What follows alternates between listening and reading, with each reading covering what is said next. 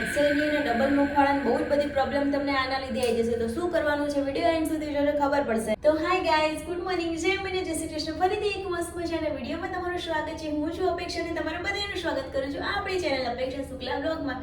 ફરીથી એક મસ્ત મજાની હેર કેરની ટિપ્સ લઈને આવી ગઈ. હેર ફોલ સ્ટોપ કેવી રીતે કરવાના એ બતાવવાની છું, બહુ જ બધી ટિપ્સ પણ આપવાની છું. તો વિડીયો એન્ડ સુધી જોજો, મજા આવવાની છે. મજાની સાથે સાથે તમારા કામનો વિડીયો છે ગાઈઝ. સૌથી મેઇન વસ્તુ આપણા હરેક વિડીયોમાં હોય છે એમ જ કે ભાઈ હેર તો આપણા લેડીઝના સારા જ હોવા જોઈએ. કદાચ તમને લોંગ હેરનો શોખ નથી પણ તમારા જેટલા બી હેર છે, શોર્ટ હેર બી છે, તો શોર્ટ હેર બી પ્રોપર હેલ્ધી હોવા જોઈએ. સિલ્કી સ્મૂથ શાઇની આવા એકદમ તમે ઓપન રાખીને બી ગયા હોય તો ચાર લોકો તમને પૂછવા જોઈએ કે તમે વાળમાં શું લગાવો છો, શોર્ટ હેર હોય કે લોંગ હેર હોય. તો સૌથી બધાની પોતપોતાની ચોઈસ હોય છે પણ આપણે આપણી ચોઈસ પ્રમાણે આપણા હેરને મસ્ત રાખવા જોઈએ. કેમ કે ગમે તેટલું કરી લો, હેર સારા નહીં હોય તો આપણે સારા લાગવાના જ નથી. આપણી છોકરીઓની લેડીઝની એક ખાસિયત છે, એક શોભા આપી છે ભગવાન એટલી મસ્ત. તો ચલો એક એક કરીને તમને ટિપ્સ આપું અને એની સાથે સાથે તમને કહું કે તમારે શું કરવાનું છે, શું નથી કરવાનું. તો લેટ્સ ગો ગાઈઝ.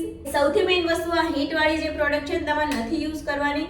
સ્ટ્રેટ કરવા માટે બી નહીં, કર્લ્સ કરવા માટે બી નહીં. બહુ જ બધા એવા છે જે સ્ટ્રેટ કરવા, કર્લ્સ કરવા આનો યુઝ કરતા હોય છે. ના કરશો ગાઈઝ. તમારા વાળ નેચરલી સારા હોય છે અને તમારે અગર કર્લ્સ કરવું છે તો આના બદલે હું છે ને વિધાઉટ હીટ વગરનો પણ તમને એક ઓપ્શન આપી રહી છું, જોઈ લો તમે ગાઈઝ. એના બદલે તમે આવી સ્ટીકનો યુઝ કરી શકો છો. હું હર રોજ મારે જ્યારે બી કર્લ્સ કરવા હોય ત્યારે હું આ જ સ્ટીકનો યુઝ કરું છું અને બહુ જ ઓછી કિંમતમાં અને બહુ જ સારી છે ગાઈઝ. પેલામાં તો કેવું તમારો ટાઈમ બી કન્ઝ્યુમ થશે, આમાં તો કેવું છે તમે જો થોડા થોડા હેર લઈને આવી રીતે બસ એને લગાઈ લેવાનું છે અને પછી તમારે જ્યાં બી જવાનું હોય ને ગાઈઝ ત્યાં રસ્તામાં સુધી બી તમે રાખી શકો છો. આ 100% ગાઈઝ વર્ક કરે છે.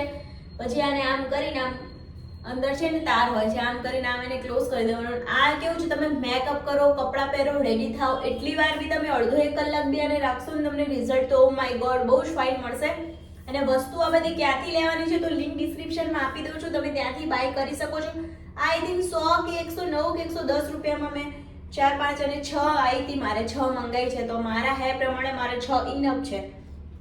તમારે વધારે જોઈતી હોય તમે 2 બોક્સ બી મંગાવી શકો છો. તો તમે એને અડધો એક કલાક પછી તમે રેડી થઈ રહેશો ત્યાં સુધીમાં તમે એને કાઢશો. જો નીકાળવાનું બી એકદમ ઈઝી છે.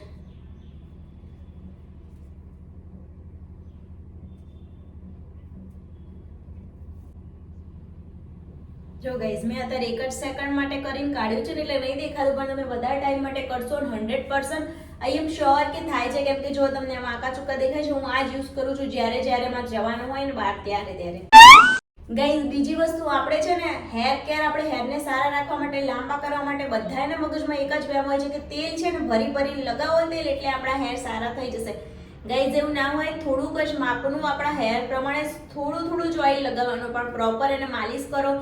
કેવી રીતે માલિશ કરો? બેક આમ પુલિંગ કરો, ટેપિંગ કરો, માથામાં ટેપ કરો, એ બધું કરશો એટલે તમારા હેર ઓટોમેટિકલી બહુ જ ફાઇન થઈ જશે અને ગ્રોથ થવાના બી સ્ટાર્ટ થઈ જશે.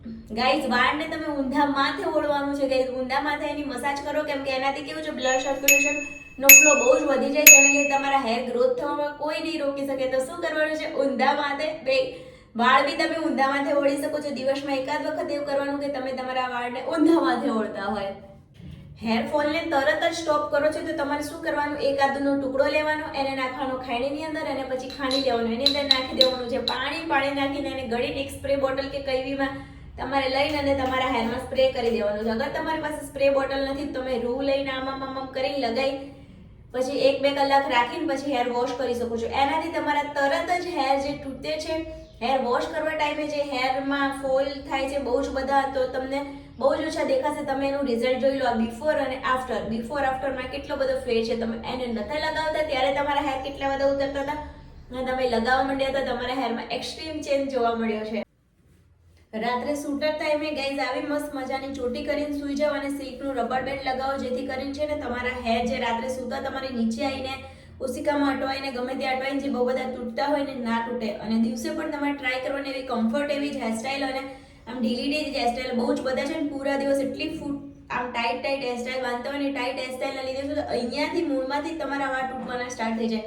એટલે હેર કેરમાં એવું છે ગાઈસ કે બહુ જ બધી એવી નાની નાની વસ્તુ છે જેનું તમે ધ્યાન રાખશો ને તો તમારા હેરને લોંગ થતા, સ્ટ્રોંગ થતા, સિલ્કી, સ્મૂથ, શાઇની બધું એકબીજા પર ડિપેન્ડ કરે છે ગાઈસ.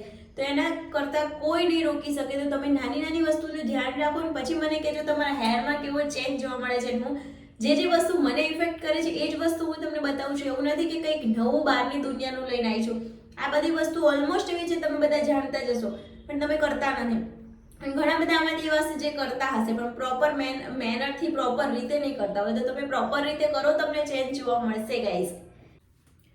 તમારે તમારા વાળનું ટેક્સચર ચેન્જ કરવું છે, એને સિલ્કી, સ્મૂથ, શાઇની કરવા છે તો તમારે શું કરવાનું, હેર વોશ કર્યા પછી જે ઝટકો મારીને હેર વોશ કરો છો એ ઝટકા નથી મારવાના. એનાથી તમારા વાળ બહુ જ તૂટશે, ડબલ મોઢાવાળા બી થશે. બહુ જ સૌથી મેઇન પ્રોબ્લેમ, અને આપણા ગુજરાતીઓના ઘરમાં તો સૌથી મેઇન દર રવિવારે આ જ વસ્તુ ચાલતી હોય. દર રવિવારે વાળ ધોયા છે ને આમ કરતા એટલું ખંચેર છે ને બિચારા. મને ક્યારેક તેમ થાય કે આ વાળને બિચારાને છોડો.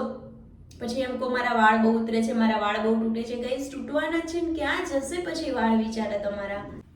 તો ગાઈસ આજના માટે આટલી ટિપ્સ હતી, ટ્રિક્સ હતી. જો મેં તમને બહુ જ બધી ટિપ્સ આપી દીધી છે, ટ્રિક્સ બી આપી દીધી છે. હેર સ્ટોપ કેવી રીતે કરવા, હેર ફોલ સ્ટોપ કેવી રીતે કરવા એ બી કીધું છે. આખા દિવસ તમારે શું વસ્તુ યુઝ કરવાની છે, કેવી રીતે તમારા હેર સાચવવાના છે. દિવસમાં 2 થી 3 વખત કાંસકો યુઝ કરો ગાઈસ. લાકડાનો કાંસકો યુઝ કરો. જો તમારી પાસે લાકડાનો કાંસકો નથી તો તમે છે ને મોટા દાંતાવાળો કાંસકો હોય ને યુઝ કરો. બધી નાની નાની વસ્તુનું ધ્યાન રાખીને તમે તમારા હેરને મસ્ત મજાના કરી શકો છો. તો કરો ગાઈસ, અને ફરી પાછા આપણે મળશું એક નવા વિડીયોમાં. આજ માટે આટલી જ તમારા માટે ટિપ્સ અને ટ્રિક્સ હતી. ફરી મસ્ત મજાના વિડીયોમાં મળશું. ત્યાં સુધી તમારી પ્યારી પ્યારી અપેક્ષાના બબાઈ જય Shri Krishna. Bye guys, by.